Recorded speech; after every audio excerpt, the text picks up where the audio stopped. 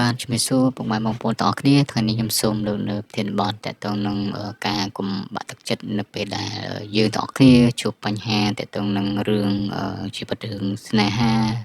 ទាក់ទងជីវិតប្តីប្រពន្ធគូសង្សារឬក៏ជីវិតដែលយើងជួបនៅបច្ចុប្បន្នសម័យនេះគឺយើងមានច្រើនទាក់ទងនឹងការងារឬក៏ទាក់ទងនឹងវិបត្តិក្នុងការរកស៊ីឬក៏ទាក់ទងនឹងជួបមនុស្សអត់ល្អនៅក្នុងជុំវិញខ្លួនផងយើងហ្នឹងវាតែងតែកើតមានអញ្ចឹងទៅខ្ញុំគ្រាន់ជាការដែលខ្ញុំចង់ឲ្យបងប្អូនគួរតែភ្ញាក់រលឹកនៅពេលដែលយើងកំពុងតែអស់សង្ឃឹមកំពុងតែបាក់ទឹកចិត្តឬក៏ទៅដល់ទីកន្លែងណាក៏ដោយនៅពេលដែលយើងនៅជួបរឿងរ៉ាវទាំងអស់នេះហ្នឹងគឺយើងគួរតែធ្វើឲ្យចិត្តយើងនឹងរីករាយធ្វើចិត្តនឹងយើងត្រឡប់មកភាពសប្បាយរីករាយនៅអ្វីដែលល្អឬក៏រកអារម្មណ៍ដែលយើងល្អដែលយើងព្យាយាមកុំឲ្យវាអូសទាញយើងហ្នឹងទៅដែលតែគិតរឿងអីអត់ល្អគិតរឿងដីអត់ប្រយោជន៍គិតខ្លីគិតដែលចង់ធ្វើរឿងអីដែលវាអត់ជឿមកដែលអត់ប្រយោជន៍សម្រាប់ខ្លួនយើងអញ្ចឹងទៅធ្វើឲ្យខ្លួនយើងវាបាត់បង់នឹងតម្លៃហើយបាត់បង់នៅអាការដែលក្នុងខ្លួនវាមានសតិសម្បជញ្ញៈប៉ុន្តែបាត់បង់សតិសម្បជញ្ញៈហ្នឹងវាធ្វើរឿងខុស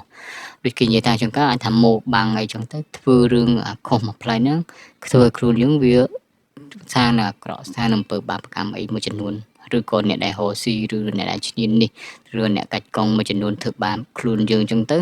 ធ្វើឲ្យយើងនឹងភ្លេចនៅអ្វីដែលជឿរឿងល្អ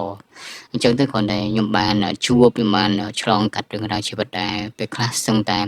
យើងនិយាយថាយើងជួបវាសឹងតែឆ្អែតឆ្អន់ជាមួយនឹងអាការដែលយើងឃើញនៅរឿងទាំងអស់ហ្នឹងដែលយើងជួបប្រទះមិនថាតែតទៅនឹងការដែលរឿងលុយកាក់ឬក៏រឿងខំគួសារឬក៏រឿងអីផ្សេងៗដែលយើងមើលឃើញពីចំណុចមិនល្អមួយចំនួនដែលមនុស្សដែលធ្វើរឿងអាក្រក់ដាក់គ្នាធ្វើរឿងបាបកម្មឬក៏ចំណានឈ្នានីសគ្នាឬក៏អ្នករកស៊ីប្រកួតប្រជែងអីធ្វើរឿងអីល្អក៏យើងនិយាយថាយើងបានមើលឃើញយើងបានជួបដូចគ្នាដែរតែយើងក៏គិតថារឿងទាំងអស់ហ្នឹងបើសិនជាមនុស្សទាំងអស់ហ្នឹងអាចកែប្រែពីទង្វើអាក្រក់គឺការដែលធ្វើរឿងអាក្រក់ឬក៏ការដែលសាងបាបកម្មមកធ្វើរឿងល្អវិញណាខ្ញុំក៏សប្បាយចិត្តនឹងមនុស្សទាំងអស់ដែលកើតមកមិនថានៅក្នុងប្រទេសយើងឬក៏នៅក្នុងជុំវិញពិភពលោកដែលនៅពេលដែលពួកគាត់ភ្ញាក់ខ្លួននោះធ្វើឲ្យគាត់ហ្នឹងគឺជាមនុស្សដែលមានតម្លៃហើយក៏ជាមនុស្សល្អដែរបើយើងមើលសង្គមសម័យនៅបច្ចុប្បន្ននេះបើសិនជាយើងមើលព័ត៌មានវិញព័ត៌មានណាក៏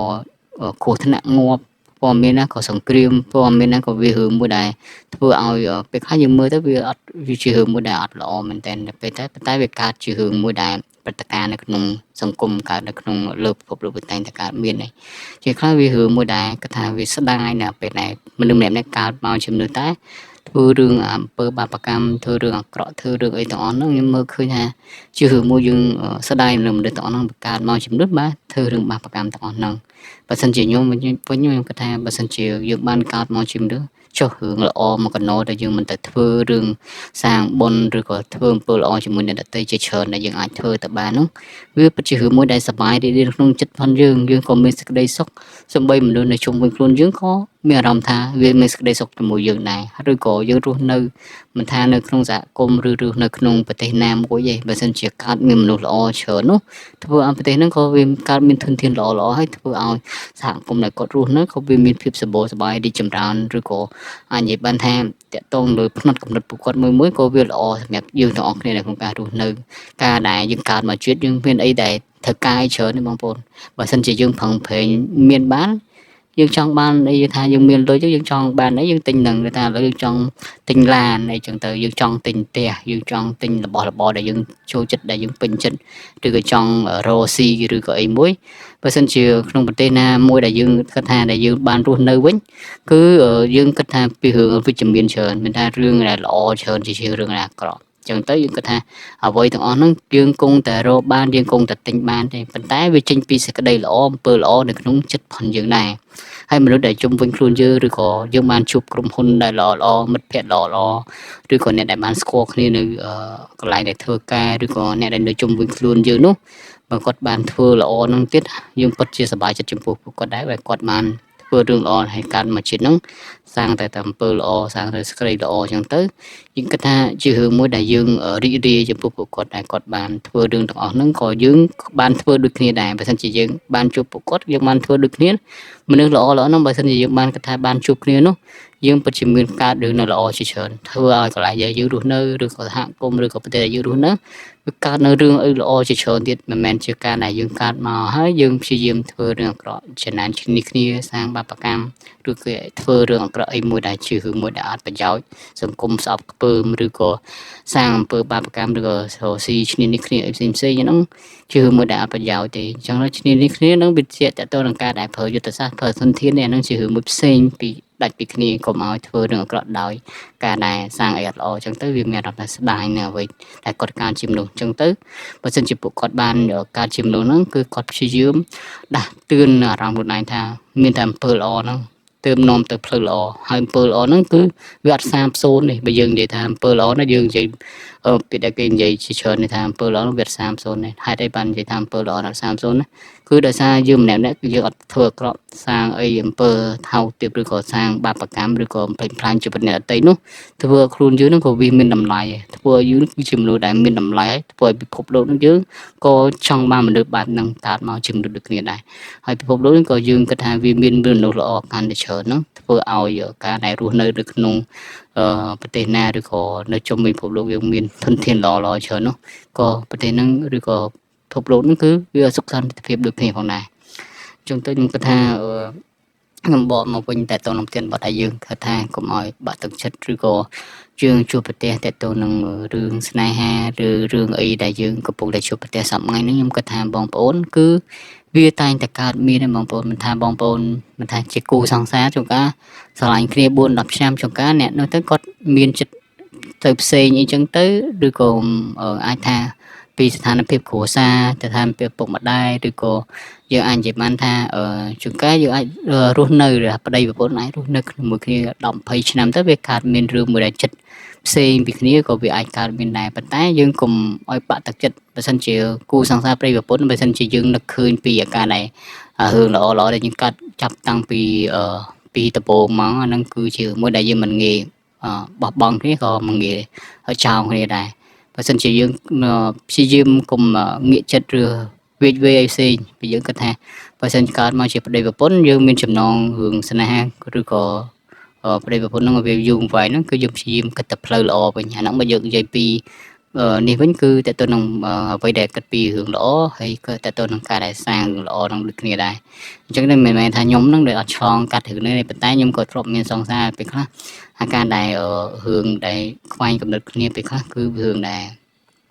ចិត្តទៀមទាឬក៏ចិត្តដែលចង់បានជ្រុលពេកឬក៏ទៀមទាឲ្យម្នាក់ទៅធ្វើអីមួយដែលធ្វើឲ្យវាលឹះលុបពេកឬក៏ចង់បានអីថាឥឡូវចង់បានរបស់អីទិញអត់បានចិត្តខឹងអីចោះងងអានឹងជារឿងមួយអត្តចរិតពេកប៉ុន្តែបើសិនជាយើងនិយាយថា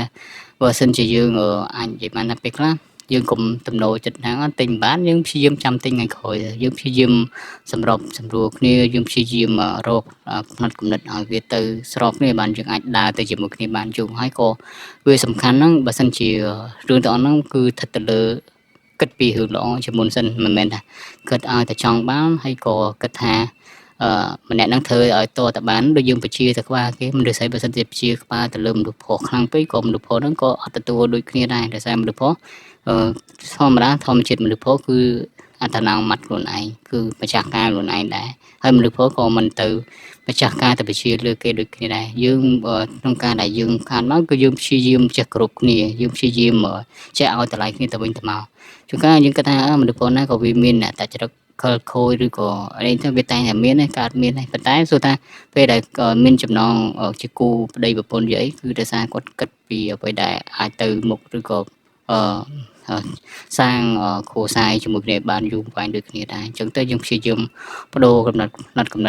អីអត់ហ្នឹងយើងព្យាយាមបដូរមកល្អទាំងអស់គ្នាហើយយើងព្យាយាមគោរពឲ្យតម្លៃគ្នា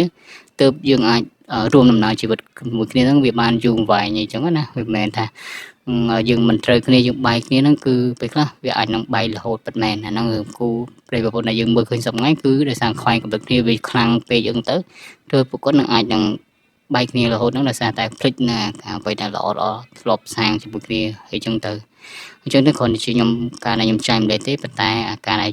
រឿងទាំងអស់ហ្នឹងការជំវិញពិភពលោកហ្នឹងវាមានរឿងរ៉ាវជាច្រើនទៀតដែលមើលវាមិនឃើញហើយក៏យើងមិនដឹងដែរព្រោះស្ថានភាពវាតែងតែខុសគ្នាវាតែងតែអាចនិយាយបានថា ម្នាក់ៗវាជួបខុសគ្នាជួនកាលរឿងខ្លះក៏វាខុសប្លែកពីអ្វីដែលយើងហួសនឹងការគិតទៅទៀតអញ្ចឹងទៅការពិតការដែលមានសេចក្តីស្រឡាញ់ហ្នឹងគឺវាអាចថាពេលខ្លះវាជារឿងមួយដែលទាមទារពីបុគ្គលសងខាងឬក៏សមីខ្លួនសងខាងហ្នឹងចង់បានអីវាលើសលប់ពេកឬក៏អីអាចវាកាត់ឡើងទៅតាមជាក់ស្ដែងnhưចឹងទៅហើយតើតើនឹងការដែលបាក់ទឹកចិត្តមួយទៀតគឺយើងគិតថានៅពេលដែលយើងធ្វើការឬក៏យើងរស់ស៊ីក៏ដោយវាតែងតែជួបមនុស្សអកតេមនុស្សដែលឈ្នានីសឬក៏មនុស្សដែលអត់ល្អហ្នឹងបងប្អូនគួរតែព្យាយាមរក្សានៅគំនិតផងយើងទៅផ្លូវល្អជាជាងដែលយើងមានគំនិតអត់ល្អឬក៏ធ្វើរឿងអីអត់ល្អទៅលើគ្នាឬក៏មាក់ងាយគ្នាឬក៏យើងព្យាយាមបន្តណាគំនិតអាក្រក់ទៅលើគ្នាហ្នឹងវាអត់មានអីដែលជារឿងកើតរឿងល្អទេបើសិនជាយើងរស់ស៊ីវិញគឺយើងធ្វើរឿងអាក្រក់ទៅលើគេហើយបើសិនជាយើងអ្នកធ្វើការវិញយើងមានគំនិតទៅលើអាក្រក់ឬក៏អីមួយដែលគេមិនបានគិតអីឬក៏អីធ្វើអីក៏វាអាចមានគំនិតនឹងកើតឡើងដូចគ្នាផងដែរអញ្ចឹងទៅខ្ញុំព្យាយាមបដូរផ្នែកគំនិតបងប្អូនទាំងគ្នាធ្វើអ្វីមួយដែលយើងគិតថាវាជាមួយដែលល្អបំផុតគឺតើតើនឹងអំពើល្អឬក៏ការដែលគិតល្អសម្រាប់ខ្លួនយើងគិតថាបើសិនជាយើងធ្វើការឬអីមិនត្រូវគ្នាយើងរកផ្លូវផ្សេងឬក៏អ្នកដែលគេមិនត្រូវចិត្តគេយើងគិតថាអាហ្នឹងធ្វើមិនចិត្តគេវាអញ្ចឹងយើងចិត្តយើងផ្សេងបើយើងចង់ធ្វើអីដែលល្អយើងសប្បាយចិត្តយើងធ្វើរឿងផងយើងទៅយើងកុំខ្វល់ថាមនុស្សហ្នឹងចង់បំពេញឈ្នានីសយើងមិនអាហ្នឹងជារឿងបុគ្គលដែលគិតលើយើងទេហើយយើងគិតថាការងារដែលយើងធ្វើសប្បាយគឺយើងព្យាយាមគោរពឲ្យតម្លៃគេទាំងអស់គ្នាទៅបានហើយណាមួយក៏ខ្ញុំបានមើលឃើញពីការងារដែលខ្ញុំធ្លាប់ឆ្លងកាត់ពីមួយទៅមួយពីមួយកន្លែងទៅមួយកន្លែងដោយសារចិត្តមួយគឺចិត្តឈ្នានីសឬក៏ចិត្តមួយដែលមានចិត្តភាពលុបលុនឬក៏គិតថាអ្នកនេះច្រើនជាងបានតិចជាងឬក៏អាចថាវាជារឿងមួយដែរពីកំណត់អកតេផលមនុស្សរៀងខ្លួនអញ្ចឹងទៅវាអាចកើតមានដោយសារតែរឿងដែលគិតអត់ប្រយោជន៍អញ្ចឹងហើយណាមួយក៏អាចថាការងារវាអាចថាមានការដែរបើខ្ញុំធ្លាប់ធ្វើការពីមុនទៅវាអាចថាតើតើនឹងនិយាយថាអត់ពេញចិត្តគ្នាឬក៏នេះវាមិនមែនគ្នាឯងអីចឹងទៅវាអត់ត្រូវចិត្តអាហ្នឹងក៏វាអាចមានកើតដែរខ្ញុំធ្លាប់ធ្វើការពីកន្លែងមួយទៅកន្លែងមួយចឹងទៅវាអាចមានរឿងហ្នឹងហើយក៏យើងក៏មិនបានជួបចាក់ស្ដែងនៅពេលដែលយើងធ្វើការពីក្រុមហ៊ុនមួយអញ្ចឹងទៅយើងក៏មើលឃើញពីអ្វីដែលយើងមើលឃើញពីអ្វីល្អក៏យើងព្យាយាមចែកម្លេះហើយក៏យើងព្យាយាមកែតម្រូវទាំងនឹងទាំងអស់គ្នាដែរហើយរឿងទាំងអស់ដែលយើងគិតថាមនុស្សម្នាក់ៗដែលគិតរឿងអត់ល្អនឹងវាមានទំនោរមួយគឺទំនោរនៅពេលដែលអាចថា